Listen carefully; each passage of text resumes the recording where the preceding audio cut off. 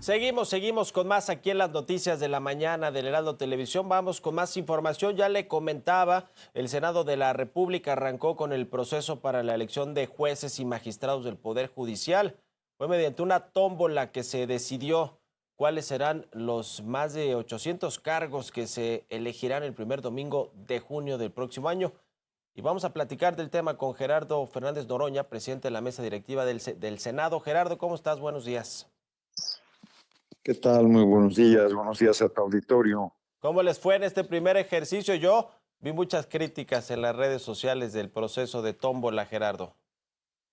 Pues francamente no tienen razón, salió muy bien. O sea, qué críticas, que se cayó una esferita, por Ujú. favor. O sea, era un proceso inédito, un proceso que tenía un nivel de complejidad enorme y que gracias a los equipos de la Cámara de Senadores súper profesionales que trabajaron ensayo y error desde el jueves, porque hay que recordar que el listado enviado por el Consejo de la Judicatura apenas llegó el jueves y Ujú. nosotros no podíamos trabajar con un listado diferente. Un equipo que hizo un listado con información pública y estaba muy bien estructurado y facilitaba mucho la tarea, pero no podíamos usar ese, no debíamos. La Constitución es explícita que deberíamos, si llegaba la información del Consejo de la Judicatura, trabajar con el listado tal cual lo entregó el Consejo de la Judicatura. Ujú. Entonces se encontró que con el listado tal cual, pares y nones, solamente decidiendo si eran pares o nones, la mitad del listado, ya preparados cada uno dependiendo de qué decidiera el azar, avanzábamos mucho. Entonces se hizo una primer insaculación de esferas del 1 al 100. Había quien decía non y par, no, si son solo dos, van a decir que los escogimos, todo lo que han estado nada más de intrigantes, la verdad. Entonces Ujú. salió un número non y se escogieron las magistraturas nones. Había que retirar 114 vacantes, me parece, estoy recordando el número de memoria, no me lo des por exacto. Ujú. Este, y una vez que retirabas los 114, quedaban 64 más, porque debía ser exactamente la mitad. Y entonces hicimos una segunda insaculación para magistraturas que habíamos enviado a la elección del próximo año, mandarlas a 2027 para que quedara exactamente a la mitad. Y luego hicimos lo propio con los juzgados federales.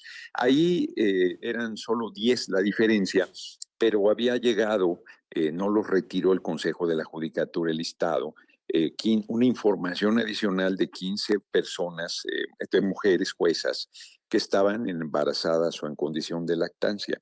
Y entonces hicimos la insaculación y resultó el listado non que tenía 8 de esos casos y decidimos, ahí sí, por una determinación nuestra del Pleno de la Cámara de Senadores a propuesta mía, que esos 8 casos los mandáramos a elección de 2027 y solo insaculáramos 2 más para integrar exactamente la mitad de los juzgados federales. Hasta eso hay quien critica, y estoy seguro que si los hubiésemos dejado para ir a la elección hubieran dicho inhumanos, insensibles y cualquier cantidad de cosas. Yo reconozco, y así lo valoró el Pleno, que tenían condiciones de desigualdad por estar o embarazadas o en periodo de lactancia, y por eso mandarlas a la elección de 2027 era correcto, porque en 2027 no Ujú. les da ningún problema. He escuchado también que hay juzgadores que manifiestan que es un agravio que se decida al azar su suerte. No se decide al azar su suerte. Ujú. Ellos exigieron, pidieron, solicitaron de todas las maneras posibles que no se hiciera la elección en una sola jornada y la dividimos en dos. Y ahora resulta que dar a la mitad el plazo en 2027 resulta un insulto. No, bueno, o sea, francamente, ¿quién los entiende? Pues entonces lo hubiéramos hecho todo para todos en 2025 y entonces ya no estarían molestos por el azar. En Sí, sí. realidad están molestos porque la gente va, porque el pueblo va a decidir con su voto universal, secreto y directo a las personas juzgadoras. Es un nivel de democratización del Poder Judicial que no existe en ningún lugar del mundo y eso es lo que les irrita, pero eso es lo que dice la Constitución y eso Sí. es lo que va a suceder. Sí, esto para jueces y magistrados, ¿verdad? Y los Sí. ministros y ministras de la Corte, Esos esos. van, Ujú. las personas que integrarán la Suprema Corte de Justicia de la Nación, esos van las 9, ahora se cambia el número de 11 a 9, esos van todas las personas a elección en junio de 2025. Todos, ok. la Ya. totalidad. Sí, Sí. sí. Ahora, de los aspirantes o de los que van a ir a esta elección, ¿cuántos son de carrera judicial? ¿Se tiene ese dato, Gerardo? Pues pueden ser todos, porque las personas actuales juzgadoras todas tienen pase directo. O Ujú, sea, el Poder Judicial es el único que tiene, permíteme el término, 200% de las candidaturas. ¿Cómo que 200%? ujú, Sí, porque tiene el 100% de las actuales personas juzgadoras y del otro 100% que proponen un tercio cada poder, el Poder Judicial puede proponer hasta un tercio y el otro tercio el Poder Legislativo y el otro tercio el Poder Ejecutivo. Entonces, pues, todas las personas que hicieron carrera judicial pueden ir a la elección. El pueblo decidirá si van a un cargo al que tienen u otro diferente. O sea, por ejemplo, una persona que es juez federal sí. puede inscribirse para ministro de la Corte. Sí, sí puede. Ujú, Esa no tiene pase directo, esa tendría que ser respaldada por alguno de los tres poderes, o un magistrado, una persona magistrada puede ir, o una persona jueza puede ir a competir por una magistratura. O sea, no hay, si se cubren los requisitos, hoy hay jueces federales que ujú, tomaron decisiones sobre el marco constitucional sin ser especialistas en derecho constitucional. Hoy hay ujú. jueces que hicieron la carrera judicial y que emitieron amparos violando la ley de amparo que en el artículo 61 dice, fracción primera, que frente a reformas constitucionales no procede amparo alguno. Hoy hay jueces que con una ignorancia monumental que hicieron carrera judicial pretendían parar un proceso electoral del de las personas juzgadoras. O peor, planteaban que la Corte podría revisar la constitucionalidad de la Constitución. Es el colmo de la ignorancia. Es muy claro el artículo 135 que los únicos que pueden modificar la Constitución es el legislativo, un tercio de la Cámara de Senadores, un tercio de la Cámara de Diputados, dependiendo de Sí. cuál primero, si es la Cámara de origen, y la mitad más uno de los congresos estatales. En ningún lugar del marco constitucional, ni del anterior, antes de la reforma, ni el reformado, le da al Poder Judicial facultades para revisar la Constitución. O sea, en esta reforma, por cierto, que nosotros hicimos a la Constitución y que ya es ley vigente, sí determinamos que la Corte, que la Suprema Corte de Justicia pueda revisar la constitucionalidad de leyes secundarias. Eso sí es una facultad del Poder Judicial que tiene y conserva. Ujú, ujú. Leyes secundarias, no el marco No constitucional. constitucional.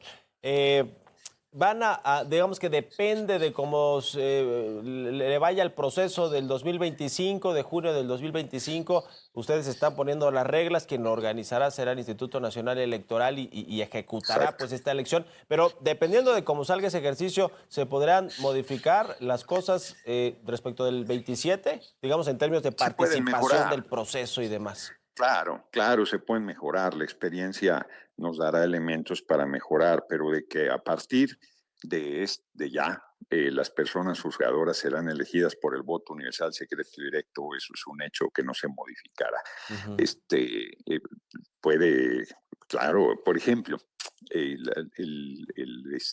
la insaculación que hicimos, pues yo creo que ya para los que les toque una nueva insaculación, pues ya estaba el camino realizado, ya será muy sencillo.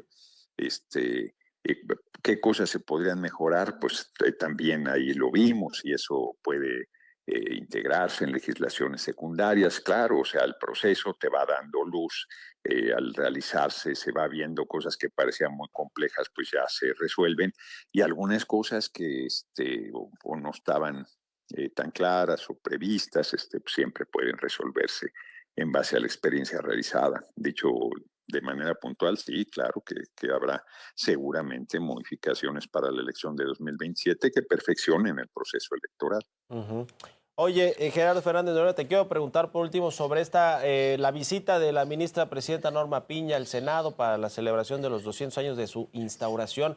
¿Qué Pues platicaron? ya hablé de ello, pues fue Sí, en el marco de la celebración del Bicentenario de la Cámara de Senadores.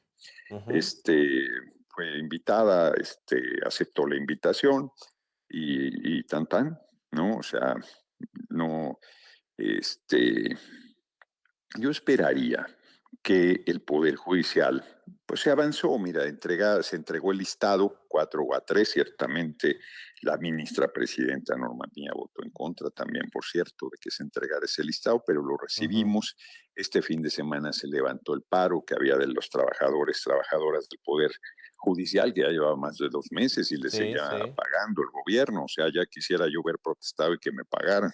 Este, entonces yo esperaría que pues, ya se deje de poner obstáculos, porque es un hecho, o sea, nada podrá, así como yo lo dije, que no había fuerza sobre la tierra que pudiera detener la reforma, la entonces reforma al Poder Judicial, así también digo que no hay poder sobre la tierra que pueda detener la elección por voto universal, secreto y directo de las personas juzgadoras. Entonces, debería asumirse en vez de seguirse enojando cada paso que avanzamos en el proceso. Ujú. Mañana, mañana sacamos ya la convocatoria para los 3 poderes, justo para el registro de candidaturas, y volverán Sí. a hacer algún berrinche otra vez ciertas personas juzgadoras, pues ya deberían asumir que ese es el camino, que no hay otro, y deberían más bien prepararse para participar en el proceso en vez de seguir Ujú. renegando del mismo. Lo que viene son las propuestas ahora del Poder Legislativo y del Ejecutivo, ¿verdad? En cuanto a los... El registro primero, se hace Ajá. la convocatoria y yo creo que lo vas a ver, va a registrarse, pero muchísima gente, Ujú. muchísima, estoy seguro, para los 3 poderes, que cada poder tendrá un comité de evaluación que Sí. primero hará una talacha muy dura, que es revisar documentalmente que se cumplan los requisitos, y luego los comités de evaluación también van a hacer un trabajo muy fuerte de auscultación de una oral de los conocimientos sobre la materia de las personas que están buscando la responsabilidad, y harán listados para que sean aprobados por cada poder. Y en el caso, yo creo que también en los otros poderes, en el caso del legislativo, pues se tiene, yo creo que en todos, porque va a superar el número de posibles candidaturas que tú puedas proponer con el número de asistentes de candidaturas que tengan un altísimo perfil. Entonces, Ujú. al final también van a criticar que va a haber una insaculación, pero si tú tienes a 10 personas de altísimo perfil para ser candidatos a, por ejemplo, a ministro o ministra de la Corte, Sí. y y solo puedes proponer 3, pues tienes que decidirlo al azar, no puedes decidirlo de otra manera. Ya. Bueno, pues estaremos ahí pendientes de estos siguientes procesos. Gracias, Gerardo Fernández Noroña, por estos minutos y buenos días. Al contrario, gracias a ti, buenos días al auditorio. Que estés muy bien. Hasta luego.